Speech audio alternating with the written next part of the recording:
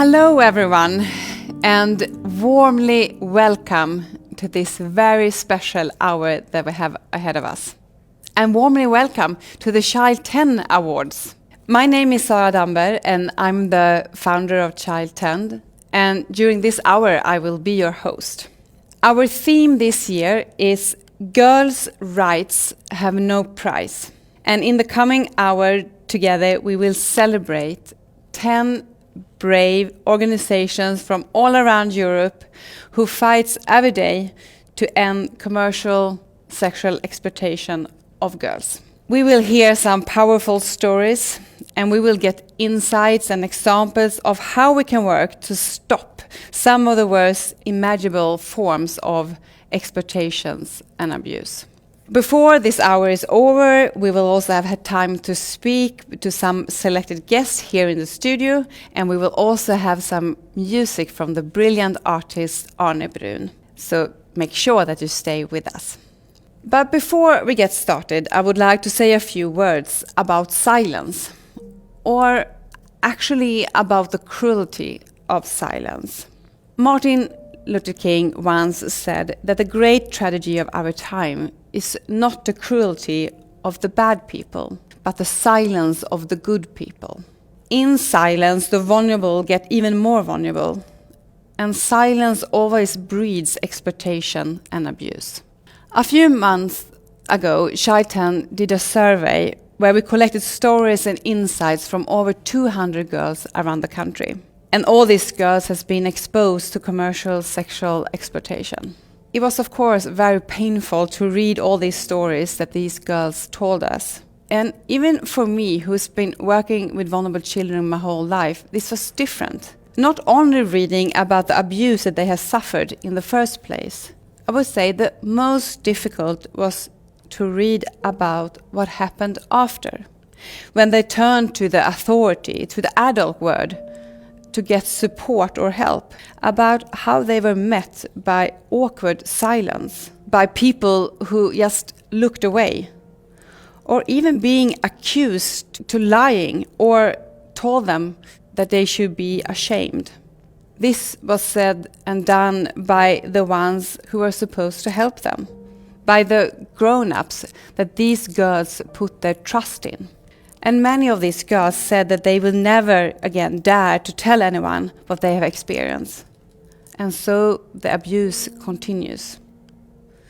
And this is the silence of good people.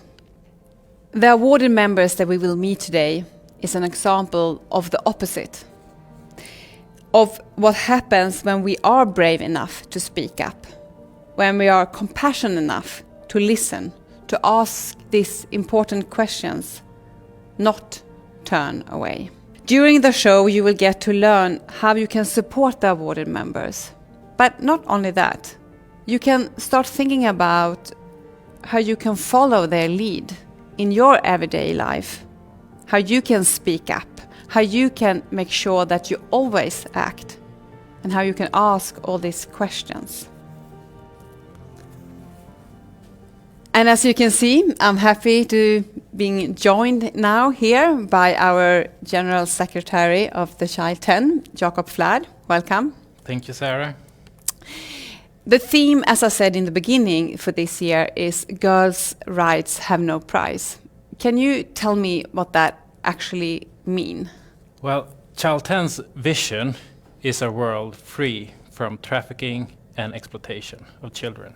And this year, we want to focus in particular on the exploitation that happens all around us, all over Europe, every day. The most common form of child trafficking is commercial exploitation of children for sexual purposes. And according to the just recently released UNODC Trafficking in Person report, every third victim of trafficking is a child.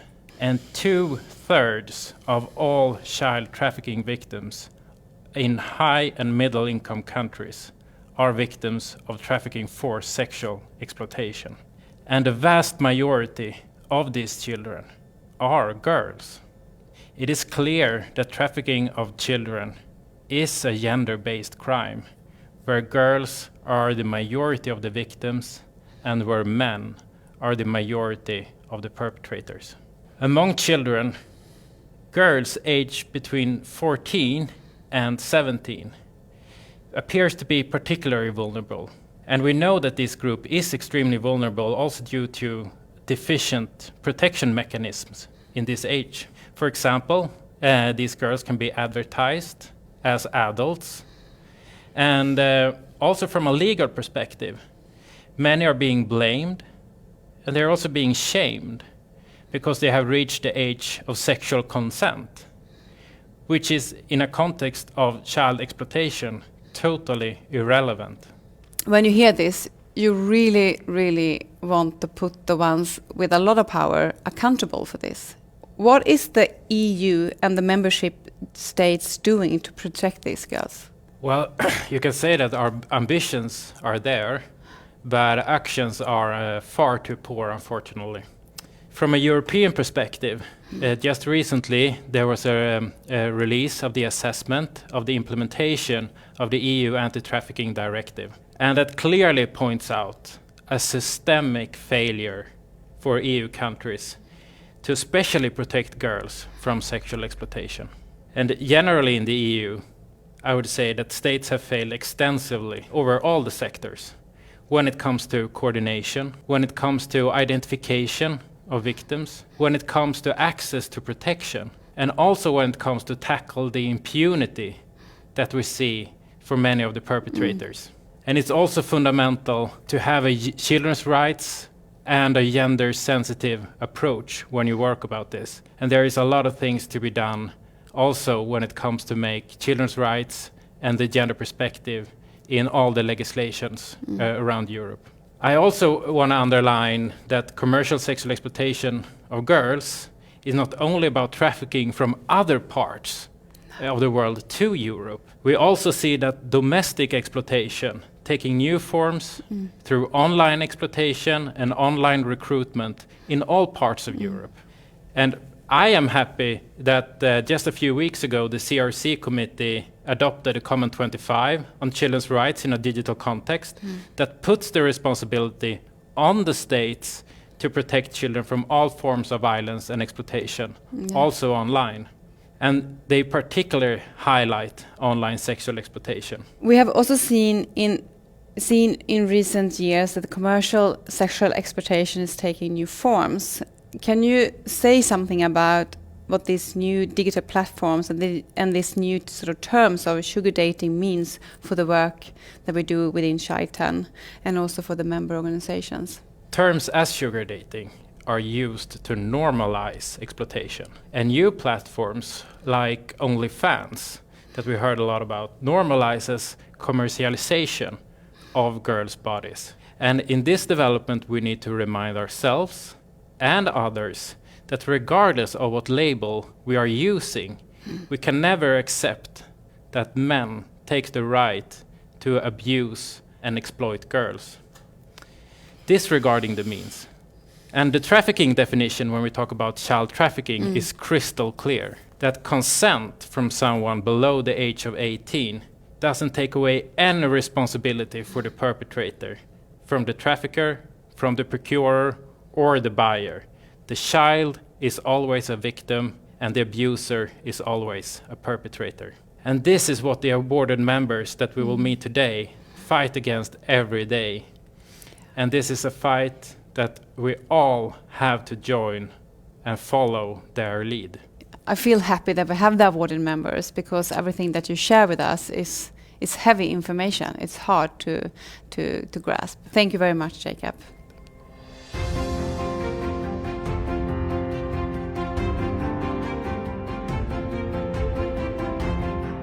Dear all, as we gather here today to celebrate the 10 awarded members, it is the end of a long and extensive selection process. This year, over 90 organizations and individuals were nominated. Luckily, we have a number of renowned experts to help us to make the final selection. And now, in the studio here, I have one of these experts with me. So welcome, Britta Holmberg. First of all, Child10 has been I would say, kind of the front runner in the work against commercial sexual exploitation of children. And I know that you've been working with these issues for over 20 years. Can you say something about what you have seen? I mean, how has the situation changed during this long period of time? It's a big question. It is a very big question. It's 2 decades.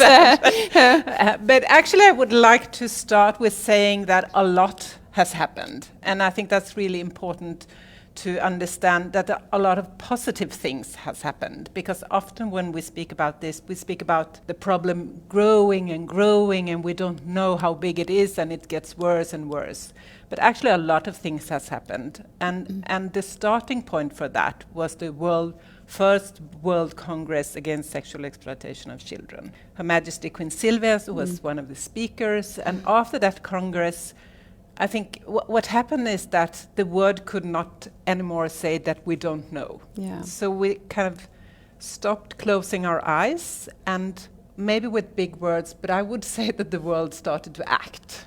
And it's not enough, but a lot has happened. We have better legislation, we have international conventions, we have a lot more resources being invested in law enforcement and in support to victims. We have a much better understanding for the problem, and I think we don't see the problem as black and white anymore. We see more of the complexity, and we see that also boys can be exploited, for example.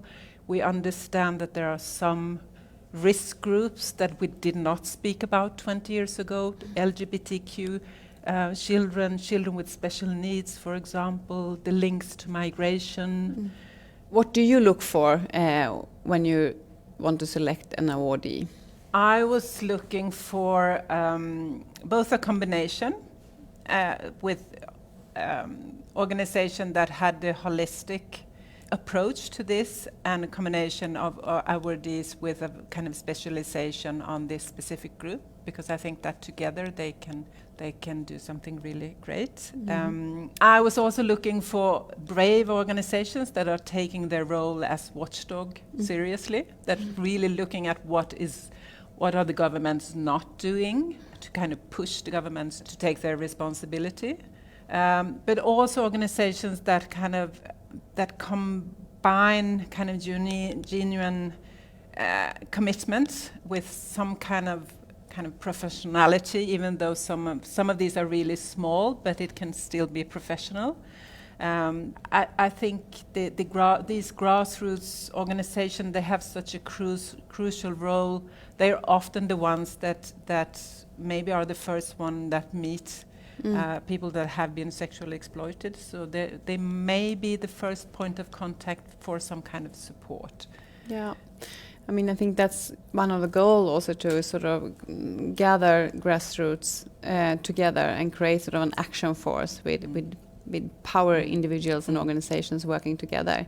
But what would you say, what kind of role do the grassroots organizations play, you think, in this work?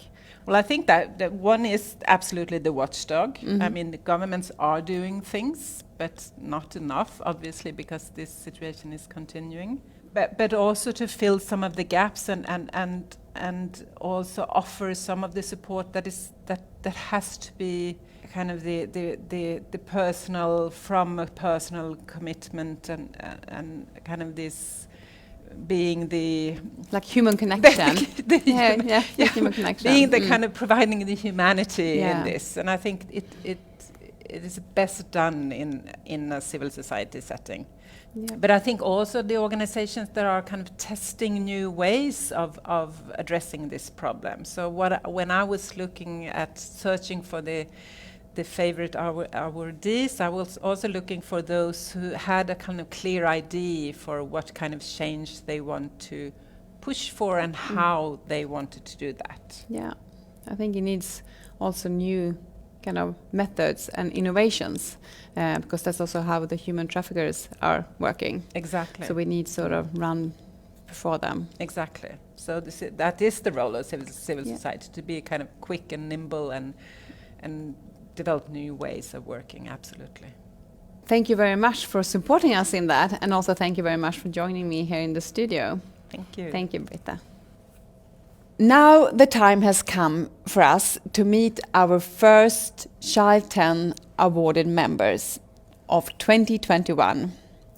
On this map you can see how the organizations that will be awarded are spread throughout Europe. To start today's journey and meet our first awarded members, we will now go to Italy and Albania.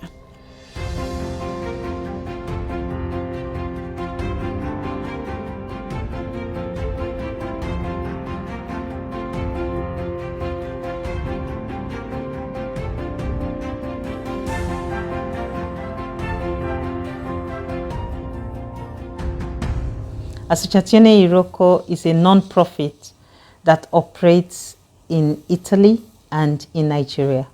We provide services to victims of trafficking and of sexual exploitation in both countries, to survivors of sex trafficking and of sexual exploitation in both countries, and to potential victims of trafficking in Nigeria. Our work also involves advocacy, both at national and international level, to ensure that appropriate policies are in place so that we in our work are able to provide such support without hindrance. In Italy, we provide short-term shelters to survivors of trafficking, food, medical support, mental health support for the trauma that the survivors have suffered, to ensure that they are able to overcome most of the trauma that they have suffered.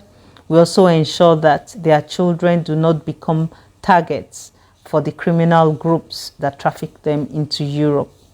We provide support in Nigeria to indigent families whose children, especially the girl child, are at highest risk of trafficking by the exploiters who are always on the lookout to recruit them.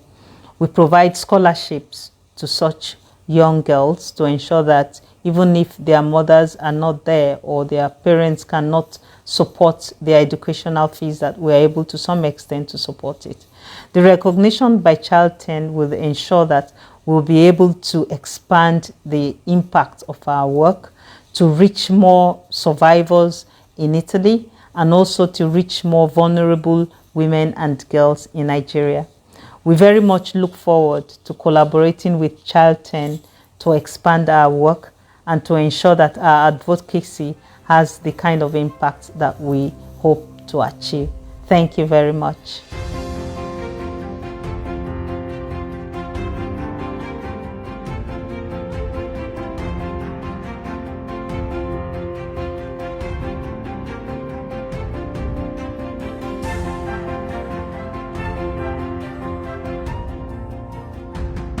Trafficking in human beings remains a serious concern for Albanian society. Albania is an origin and destination country for trafficking of children, women, girls, men and boys for the purpose of sexual exploitation, begging and forced labor. According to the reports of National Anti-Trafficking Coordinator Office, during 2017-2019, 303 victims and potential victims of trafficking are identified and assisted, and 63% of them are children. Vatra Center, a pioneer organization in anti-trafficking in Albania, has been created in 1999 and in 2001 has established the first shelter for rehabilitation and reintegration of victims of human trafficking and their children. Since the beginning of its work in anti-trafficking, Vatra has supported 2,541 victims of human trafficking, and 65% of them were minors. We provide shelter, medical, psychological, legal and education assistance, and also services for their social and economical empowerment. Vatra also is focused on the prevention of human trafficking through awareness-raising activities in rural and urban areas, with youth, with students and with community, capacity building for local anti-trafficking institutions and other NGOs is another priority of Vatra's work. From 1999, more than 35,000 people have participated and benefited from awareness-raising and capacity-building activities. Vatra's work since 2013 is focused on identification of victims of human trafficking and potential victims of human trafficking through outreach work of mobile teams. 70% of the cases identified and referred to services providers during these 2 last years were children. In 2018, Vatra has established a legal clinic where we provide legal and psychological support for victims of human trafficking and gender-based violence. Contribution for the improvement of the national legislation and policies remain one of priorities of VATRA. All the activities and services are provided thanks to the great support and collaboration of the local and central institutions, national and international organizations and donors. We would like to thank Child10 for this award, which motivates us to continue with dedication of our work in the protection of victims of human trafficking and especially children. Your Majesty, awarded members of 2021 Human Rights Defenders, ladies and gentlemen, I want to start by thanking all of you for your engagement for human rights, gender equality, and against human trafficking and sexual exploitation. Human trafficking and sexual exploitation are heinous crimes against individuals, against our societies, and gender inequality is in many ways the fertilizer, the very reason why so many women and children are being trafficked, the reason why many women and children are being sexually exploited all over the world. We need to do everything in our power to prevent and combat human trafficking and sexual exploitation. Enhancing gender equality and arresting the traffickers are two very important measures, but we need to do a lot more, including giving help and shelter to those who have been victimized. I use the word we intentionally because I know that governments and authorities never will be successful in combating human trafficking and sexual exploitation on their own. No, as in most all other areas, collaboration with other governments, with international organizations, and with civil society is key. I can proudly say that safeguarding and strengthening human rights, combating human trafficking for sexual exploitation, and enhancing gender equality are all very important pillars in Sweden's feminist foreign policy and in our international development cooperation policy, as is working together with civil society. Let me very briefly give you a few examples regarding the Swedish government's feminist foreign policy priorities. The policy is a response to the discrimination and systematic subordination that still characterize everyday life for countless women and girls all over the world.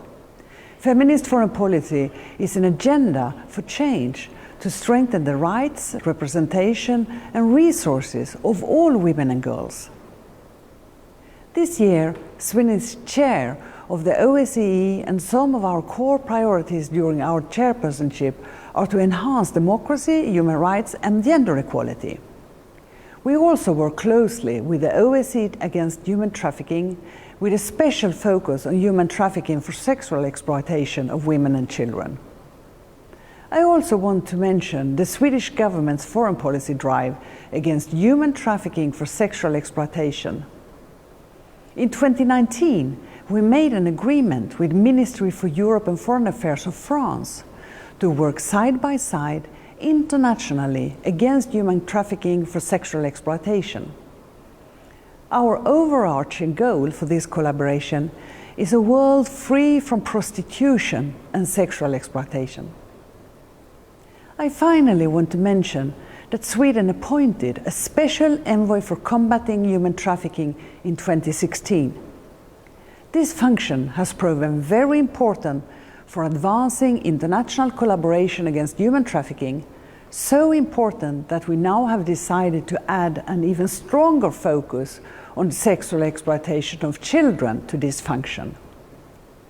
Dear awarded members and human rights defenders, to conclude, Sweden really appreciates the important work you are doing, and I invite all of you who are active in other countries to contact the Swedish Embassy in your country and introduce yourself and your organization.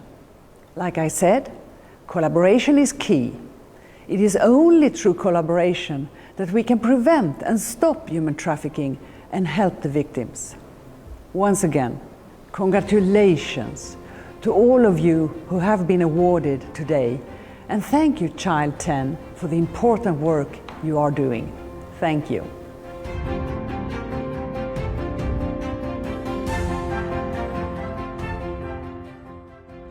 I am very happy to say that the founder of our next awarded members organization is actually here with me. Welcome, Paulina. Thank you. Paulina, you are the founder of Novahuset in Sweden, and you have also written a book about your own experience as a survivor of trafficking and sexual exploitation. As I mentioned in the beginning of the show, Child10 did a survey a couple of months ago where we talked to a lot of victims. And what we saw that was many girls that are exposed, they never dares to tell anyone about it because they are so afraid of being disbelieved or stigmatized. Do you recognize this? Yes, I do. Both from my own story, but also from the work in the Novahuset. It's a lot of shame and guilt.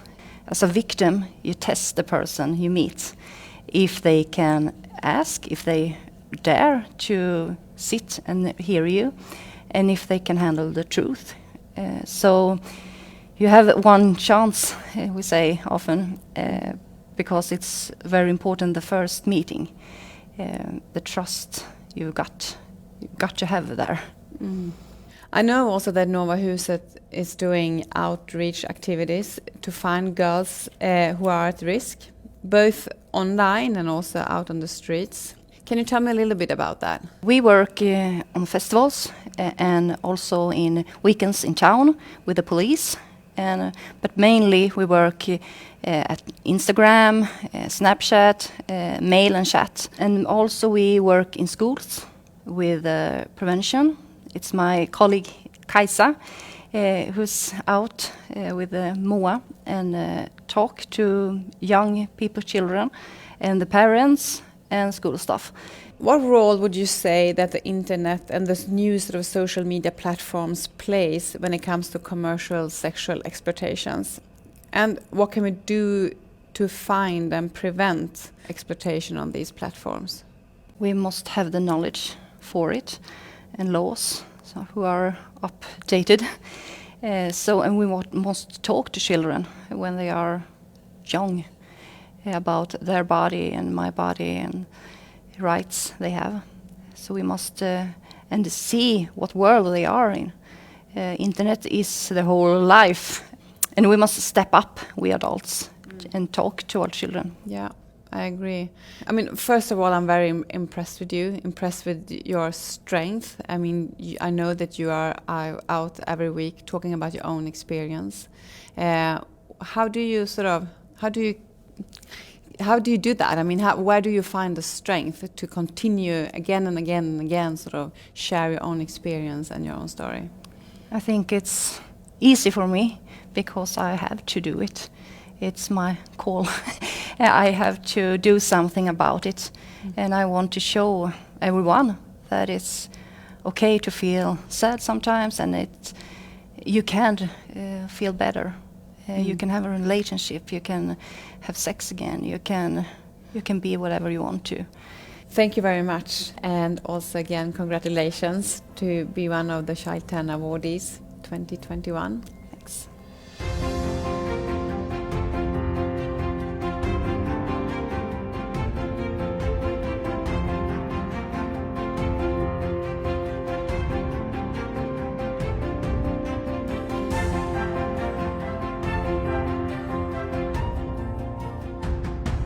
Astra is an NGO that provides direct support to victims of human trafficking for more than 20 years, and we're the first actor in Serbia to raise this issue. Serbia is the country of origin, transit, and destination of trafficking victims. The most prevalent form of exploitation is sexual exploitation, followed by labor and multiple exploitation, but we face more and more cases of forced criminality and forced marriage. In Serbia, there is no unified statistics on total number of trafficking victims, but according to 2019 state statistics, 64% of all identified trafficking victims for this year were children, 60% of whom were sexually exploited. This is a very worrisome development that our organization tries to put an end to. We at Astra focus on holistically on the issue of human trafficking. We deal with all forms of exploitation and provide assistance to all categories of survivors, women, children, and men. But the fact is that 80% of our beneficiaries are women and children.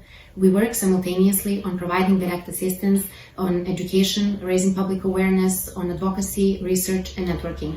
But the core of our work is Astra SOS Helpline, the only SOS helpline for victims of trafficking in Serbia. We operate it since 2002. The line is free of charge and it's available 24/7.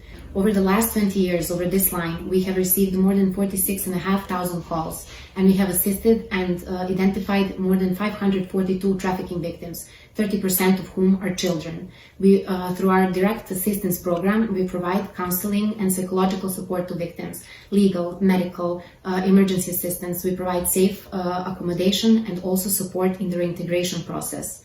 We also have a mobile team that visits our beneficiaries directly, aids them, and only last year we had more than 100 field actions. All the support services we provide are even more important in the context of child victims, since in Serbia there are no specialized support victims for children victims of trafficking. To conclude, all of us at Astra, we're very honored to be joining Child10 awarded members, and we're all looking forward to work with you in the future on providing individualized support to children victims of trafficking and to put an end to this practice altogether.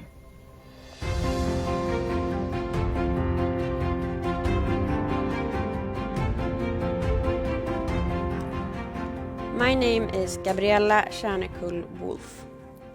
I am the founder of an organization called Inte din hora, which translates into something like Not Your Whore.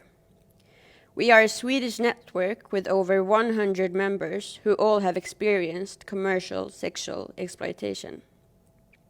By educational, political, and supportive measures, we work for a society where no girl, woman, child, or adult has to go through the exploitation that we have gone through. Globally, I know that most children who are sexually exploited are victims of human trafficking. They have been kidnapped or manipulated by traffickers and then abused by other men. Some of our members have the same experience, but what is quite common in Sweden is that children are abused by punters without being exploited by a middleman. That is what happened to me. I was 12 years old when I was subjected to grooming online. It happened in normal chat rooms where all children my age would hang out. They started with giving me attention and affirmation and slowly introducing a sexual language.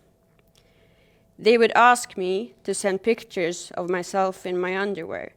I would say no, and they would ask, why not? All girls your age post pictures on Instagram of themselves in a bikini. Sending a picture to me in your underwear isn't any worse. By the age of 13, I would be invited to live stream in chat rooms with hundreds of pedophiles, instructing me to penetrate myself with different objects. If I had been asked to do that a year earlier, when I was 12, I would have been scared and I would have said no. But at the time, it didn't feel any worse than sending a picture of myself in my underwear. By slowly introducing more and more advanced sexual acts, they were able to change my view of what was normal and okay and what wasn't. When I was 15, the normalization of the sexual abuse had gone even further, and I started to meet up with a few of the men that I was in contact with. They subjected me to severe, violent sexual abuse in exchange for money, alcohol, cigarettes, or a taxi. Eventually, I came in contact with the child psychiatry and the social services. They saw the abuse and exploitation that I went through as a form of self-harm. To treat my sexual self-harm, they analyzed which thoughts and feelings that made me subject myself to these situations. I learned strategies to cope with my anxiety in more constructive ways, such as eating Tabasco or taking a cold shower. But nothing worked. I assumed that something was wrong with me. Why else would the help I was given go without any result? Today, I see clearly that the fault wasn't within me, but within the system that was supposed to help, support, and protect me. They said that I had problems with sexual self-harm, but that isn't the right word for it. I wasn't the one harming me. Others were. It wasn't sexual self-harm, it was sexual abuse. The question isn't what I did to subject myself to these situations. The question is what the men that abused me did. I wish that no child has their abuse described as a consequence of a fault within themselves. I wish that all children who have the courage and the strength to speak of their abuse have their abusers reported rather than having to eat Tabasco, take a cold shower, and being sent off to continued abuse. The view of commercial sexual exploitation as a form of self-harm may be a national problem, but the systematic victim blaming, that is a global problem, and it needs to change.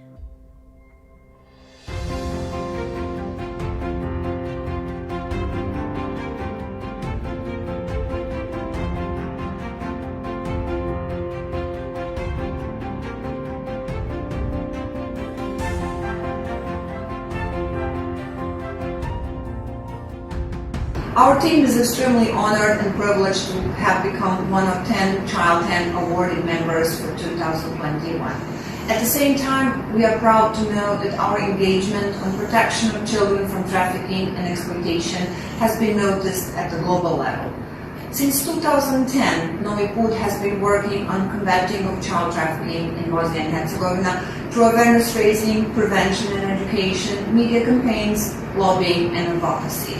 Bosnia and Herzegovina has been primarily identified as country of origin of victims of human trafficking, and many of them are minors. Bosnian children are subjected to forced begging, sex trafficking, commission of crimes, and domestic servitude in forced marriages, both in the country and abroad. Due to insufficient efforts invested by the government, Bosnia and Herzegovina has been downgraded to Tier 2 watch list of the United States State Department Trafficking in Persons report for the third consecutive year. Novi Put will continue with investing all our efforts in tackling the human trafficking issue, and this award will provide extra motivation to our further work on combating the issue.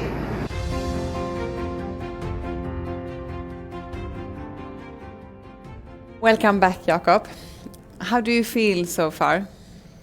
Well, to be honest, there is a lot of mixed feelings going around inside me right now. Mm-hmm. I feel frustration to listen to the organizations. I feel frustration over the lack of responsibility from adults around these children that I meet, and also over the challenging context that many of these organizations are working within. But at the same time, I'm so happy that we are here today and that we are able to announce these excellent organizations. And I feel empowered also by the incredible impact, commitment, and engagement shown by these organizations from all parts of Europe that all are dedicated to make a difference for these children. Yeah, absolutely, I agree. A lot has happened with Child10 in the last 18 months since you stepped in as the Secretary General. I wonder if you can tell us a little bit about what have happened the last year and how that has been for you. Well, it's been a very intense year, I must say. For us as an organization, we have grown quite a bit in the last 2 years, which means that we also can intensify our work and our support to the organizations that are now selected as awarded members. And one important focus for us in the past year, and one that we will continue to focusing on, is increasing public awareness and do advocacy about commercial sexual exploitation and its victims. And this to create a stronger voice for the organizations that we collaborate with, and to be able to jointly do even more impact together. That's really good. But can you say something what that mean in practice? Well, it means that we so far have spent a lot of time talking to politicians and decision makers about changes that needs to be made. We have published a number of reports and campaigns during the last year to put a spotlight on the issue of exploitation of children. And this is also something that we will continue to explore together with the awarded members in the upcoming year, to work together with them to find gaps in the protection system, to find policies that needs to be even better, and to strengthen the voice from the grassroots movement and from the survivors themselves into the decision-making process. Great. Thank you very much. Thank you.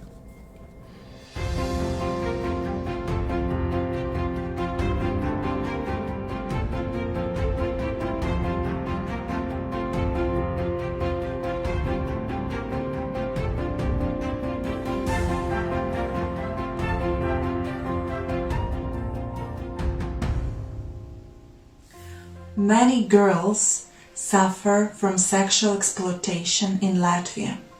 How many? We don't know exact numbers because we can identify only around a couple of victims per year. But we believe that it is only top of the iceberg, and the real statistics does not show the real numbers. Many women who turn to Marta for help tell that they were involved in sexual exploitation at an early age, being teenagers. It shows that the problem is really complicated and that our institutions are not able to identify minor victims of sexual exploitation. Marta Center educates specialists, decision makers and youth about the problems of violence, human trafficking and gender inequality. We provide assistance for victims of human trafficking. It consists of specialists' help like social workers, psychologists, legal advisors, medical assistants, shelters, transportation, and first necessity things. Marta Center advocates for girls and women, and we already managed to accomplish several major impacts and changes in Latvian legislation. We do see impact of our work in many cases, in changes of someone's lives, in policies and laws, and many more. For example, since the previous July, prostituted persons are not anymore criminalized in Latvia. Marta Center's team strives for the world where men and women, boys and girls live in safety and equality.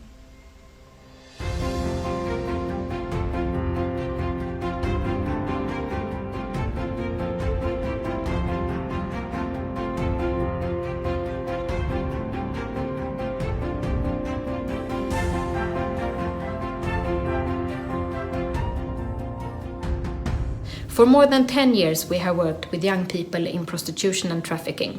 Our target group is young people up to the age of 25, and an absolute majority are girls and young women. Here at the Ellen Center we offer help, advice and therapy through our national chat helpline and also at our Help and Trauma Center in Stockholm. We also offer legal advice through the collaboration of our lawyers and educate professionals on the issue of young people in sexual exploitation. All our work is based on our experience of helping and supporting young people and of their experiences shared with us. We are also strong advocates for the Swedish model, or the so-called equality model, that focuses on punishing the sex buyer but never the ones in prostitution or trafficking. We also advocate for policies based around the principles of protection, support and exit options for all prostituted persons, no impunity for traffickers, pimps or sex buyers, criminalization of the purchase of all sexual acts, training of professionals, preventive measures and education of young people. In Sweden, we also see an urgent need for better help and support systems, the right to damages or economic compensation, and the right to victim status.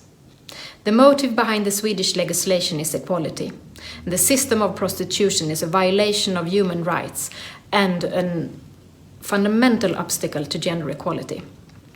We view prostitution as a form of violence, and especially a form of men's violence against women. There is an undeniable link between prostitution and trafficking, and ending the demand from men who want to exploit the bodies of especially girls, children and women is essential in combating this, together with holding states accountable under international law such as the Article 6 of the CEDAW Convention and the Palermo Protocol.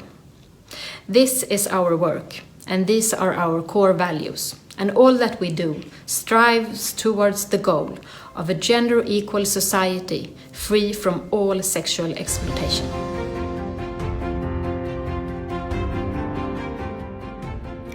Now we are honored to be joined by an amazing musician. She joined us last year and she is back again. So please welcome very talented and brilliant Anne Brun. Hello everyone, this is Anne Brun. I'm proud to once again be a part of the award show for Child10, and I want to congratulate all the winners for their magnificent work. I'm going to perform one of my songs called Closer in an empty concert hall in my hometown, Molde in Norway.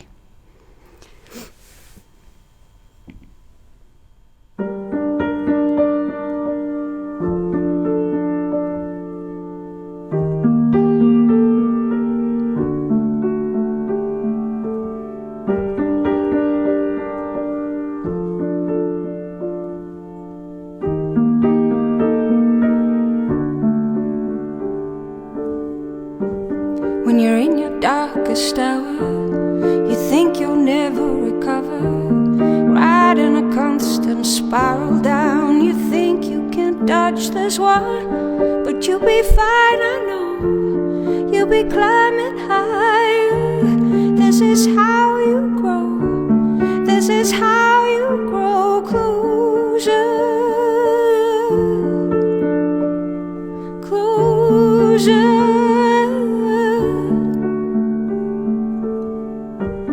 In the wide scope of loneliness, try to fill that space.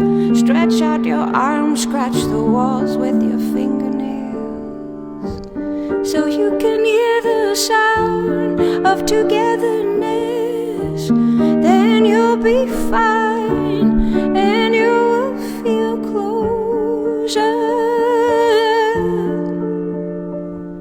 Closer.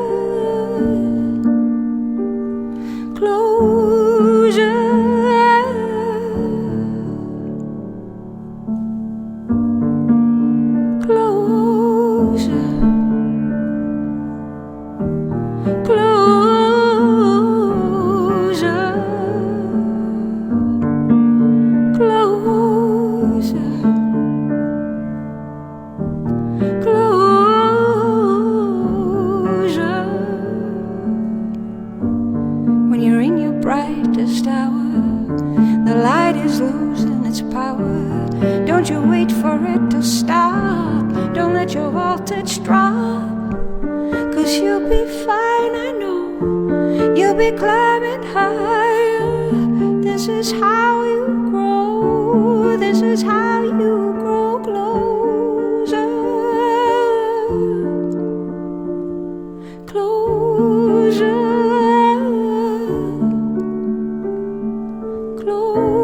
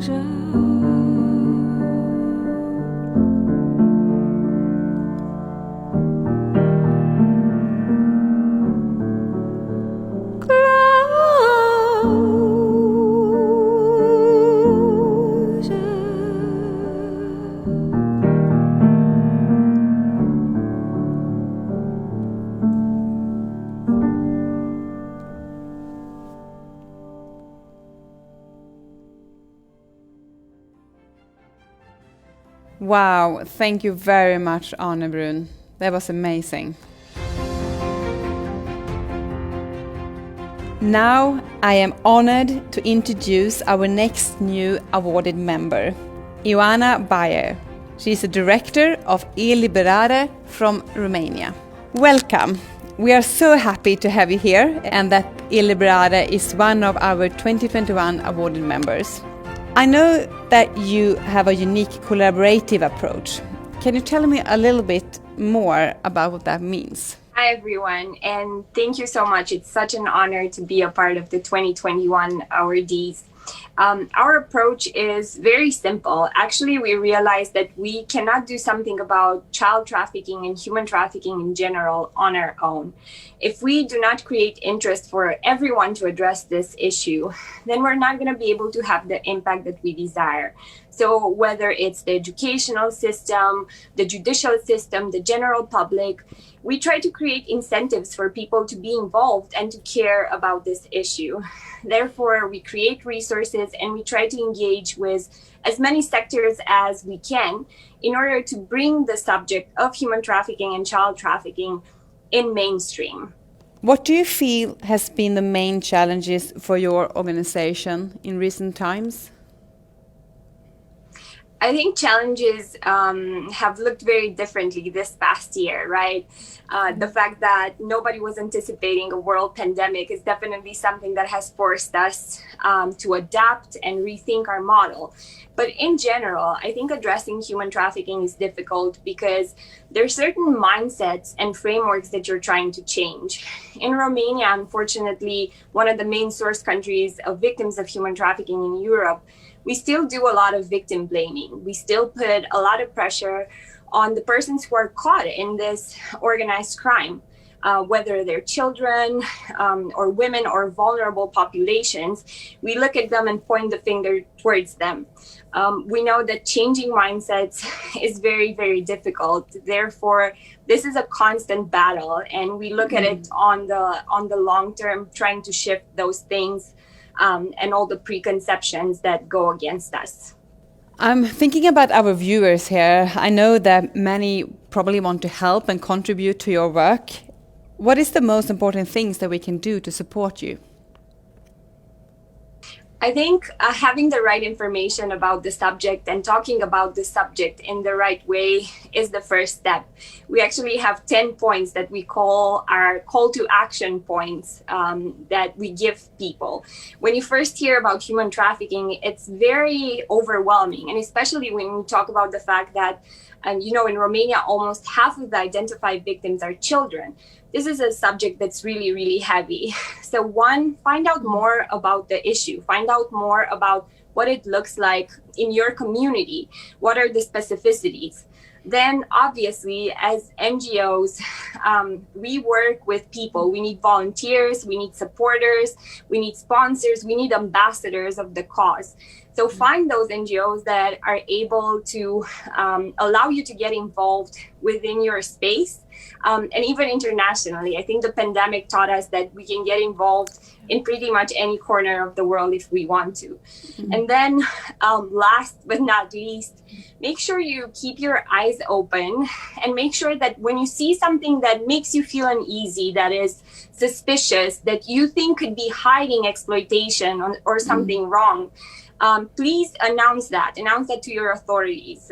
Get informed whether there's a helpline that you can call, but don't look away. Don't turn your eyes away, because you could be the difference between somebody being in slavery or somebody being free. Yeah, really good advice and good recommendations for all of us to act on.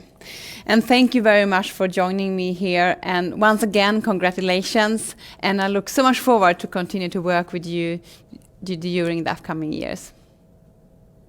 Thank you. Before we proceed, I would like to ask you for help. One very concrete way to support our work and our awardees' work is to spread the word and get more people to hear their stories. So before we go on, I would ask you to please share this show in your own network. And also, if you have missed part, maybe of the beginning, or you want to see it all again, you can find the whole show at our website at child10.org.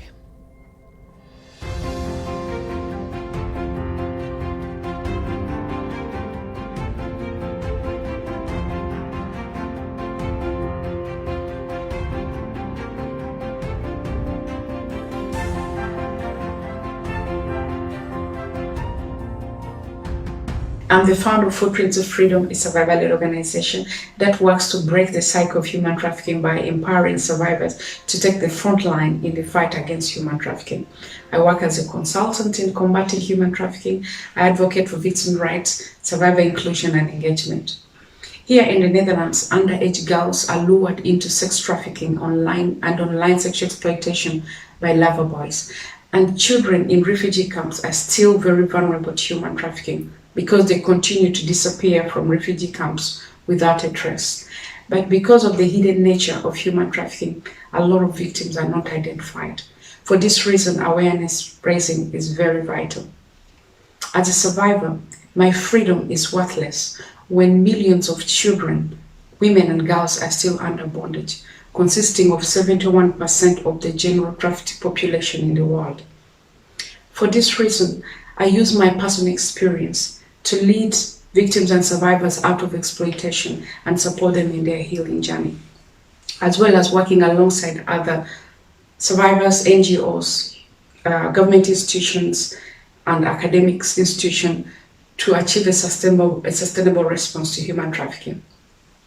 I can affirm to you that an empowered survivor makes traffickers vulnerable, and it takes one survivor's story to change someone else's. When a survivor is supported, they can impact and they can make a difference. Welcome back, everyone. The time has now come to meet our 10th and our final awarded member of the day. And I am delighted to introduce an international youth movement working to raise awareness about human trafficking among young people. Light Up International operates in Austria, Germany and Norway. And I am pleased to have representatives from all three countries here with me today. Welcome, all of you, and also welcome to the 2021 awarded members of Child10. Karina, you are the founder and chair of the Light Up movement in Germany, and also the main representative of the Light Up International. What would you say is Light Up International's main goal and approach? Light Up's vision is a world where every person lives free from human trafficking and exploitation, because people are priceless. We really believe in a world in which a life and freedom in equality does not remain a privilege for just a few people, but actually becomes a reality for everybody. As youth movement, we light up the reality of human trafficking to, on the one side, end the demand for forced labor and also sexual exploitation, but also to prevent young people from being exploited in our own countries, but also worldwide. We address, therefore, the structural causes of human trafficking rooted in global injustice and inequality. But we do not only inform and educate young people about the mentioned topics, but also encourage and enable youth to become active themselves in their own community and in their environments. We believe that the unique voices and perspectives, but also the attitudes and actions of youth are one key aspect when it comes to fight injustices like human trafficking and exploitation. And this is why we actually empower and mobilize young people to rise for a lasting and positive change and provide a platform for their ideas, talents, and skills. Light Up shares knowledge through workshops and social media, but also participates in public debates and also enables young people to start local teams, events, and creative projects. Wow, that's so great. And I totally agree. I mean, as a youth movement, you represent an important perspective. And Jedida, you are the founder and the chair of Light Up Austria. What do you think is the main added value of your unique perspective? I think it's this approach of having a youth movement. So our approach is to empower young people and to really give them a stage to fulfill their own ideas on how to tackle human trafficking. We realized that it's not only the job of politicians or social workers. We realized that young people are eager to really step up and bring in their own ideas. And I think that's a very unique angle with Light Up. And I can just give a few examples of like projects that we did with youth. For example, we did a lot in the part of music. We had Music Against Trafficking, where people started to do charity concerts. Light Up Germany did a musical project called Hooked, where they were raising awareness against the lover boy scheme. We also had a photo project in Vienna that was actually shown in the Kunsthistorisches Museum in Wien, in Vienna, where they showed pictures of people being trafficked in Romania.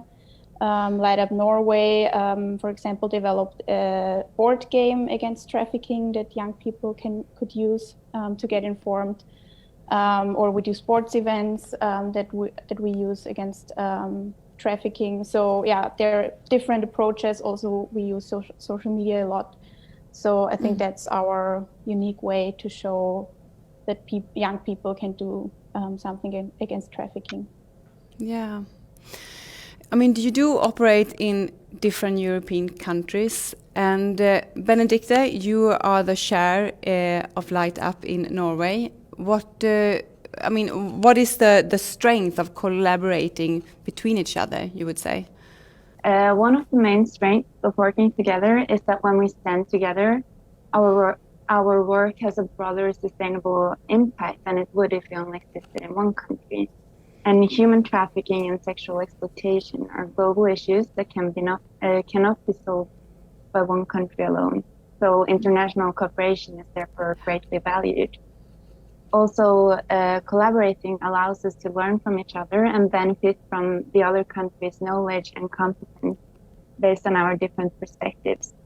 So exchange of knowledge about this topic provides us with a holistic understanding of exploitation and how it is expressed.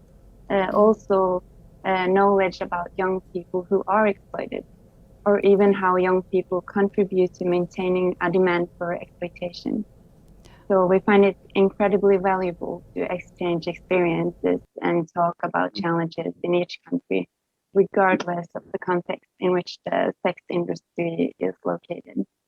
What is the attitude among the young people that you meet and work with? And what would you say is the main message towards them? Yes, thank you so much for the question.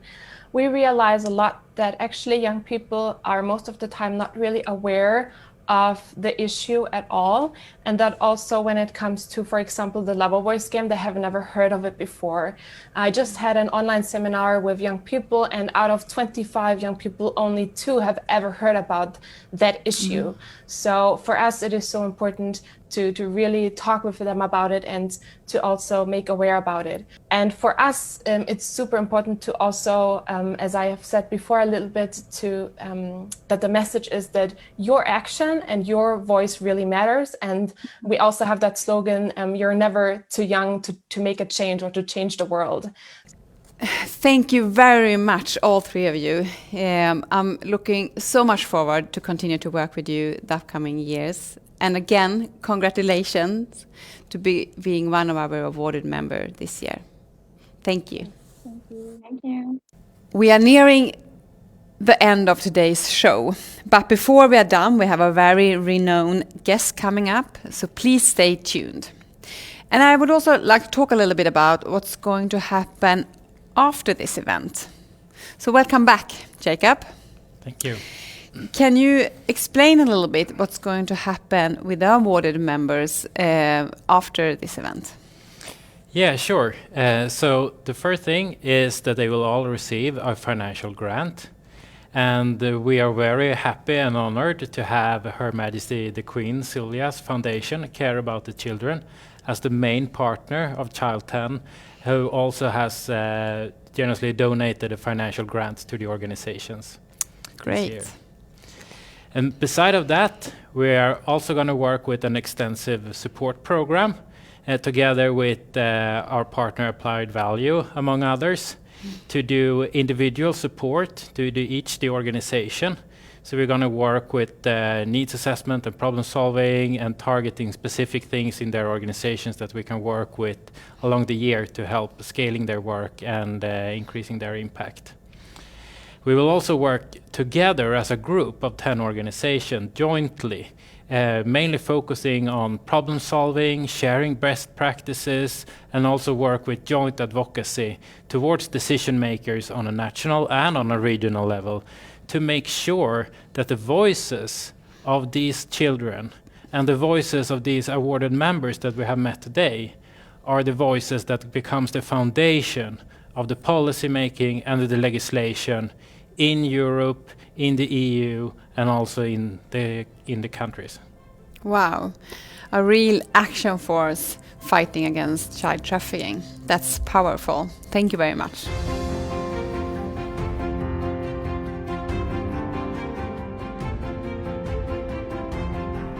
Hello, my name is Susanne Carlson. I'm Managing Director for Her Majesty Queen Silvia's Foundation, Care About the Children. We all wish that Her Majesty could be here personally today, but unfortunately she recently had an accident and injured her wrist, but is now in good recovery. Instead, Her Majesty sends her greeting to share with all of you awarded members of Child10. The Queen's Foundation, Care About the Children, support well-defined projects with major focuses like to fight child abuse, to support children living in conflict and war zones, and in overall empower children with their human rights, to believe in themselves and growing up as responsible and safe individuals. At this very moment, there are children being sexually exploited and abused in all countries in Europe and around the world. There are children alone and invisible without anyone to trust or to turn to. There are children desperately searching for protection, but instead being fueled with guilt and shame. It is for these children that we are gathered here today from all parts of Europe. Statistics show that in Europe, sexual exploitation is the most widespread form of human trafficking, and every third victim of trafficking is a child. Child trafficking and exploitation must be on top of the global agenda in order for us to work together. No country, no community is free from the exploitation of children. We need to support each other and learn from each other in order to prevent trafficking and other forms of commercial sexual exploitation of children. The Queen's Foundation is, since a year back, a major partner with Child10, and we are working closely together in order to identify and give support to strong and talented organizations that fight sexual exploitation of children. And I just want to finish by expressing our congratulations to the selected organizations awarded and announced here today for becoming a Child10 awarded member. Organizations like yours working directly with these children, either in person or online, are essential to ensure a safe environment for children. And we very much look forward to following your work. Good luck and thank you. Dear all, we have come to an end of this year's Child10 award, and I want to thank you all who have made this session possible. The Child10 team, the production crew here in the studio, our guests, and of course our 10 new awarded members. Last but not least, I want to thank you all who has followed us during this hour. I mean, from your computer, from your phone, from any device, wherever you are. And although we couldn't meet in person this year, I hope that you feel the same way as I do, that we are still together in this, that we stand together in the fight against child trafficking. The 10 organizations that you have met here today will lead the way in the fight against child trafficking. But if we are here to win this fight, we need to join them. We need to show them that they are not alone in this work. And what more can we do in a more concrete way to support our work?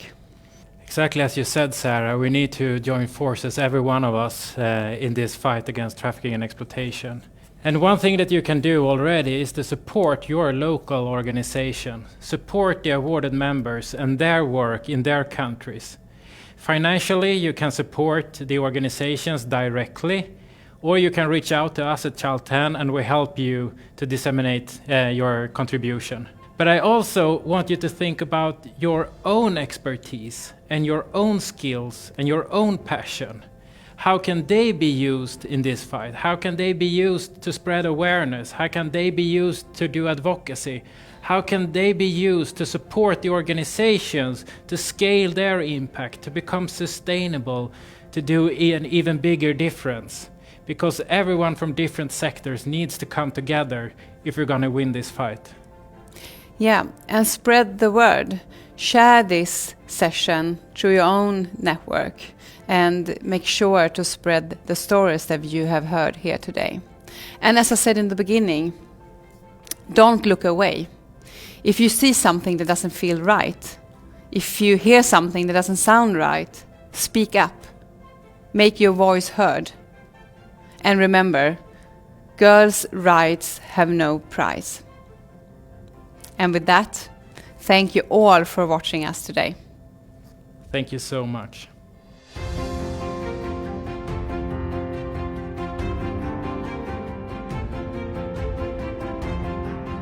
And now stay tuned and go and refill your cup of coffee, because at 1:30 we're going to have an after talk on our Instagram, on Instagram Live, Child10 Foundation, with me, together with the Swedish Minister of Gender Equality and Children's Rights, Märta Stenevi, to discuss this launch and also to discuss the policies in Sweden and internationally and what the government needs to do to enhance the child rights approach in the work against trafficking and commercial sexual exploitation of children.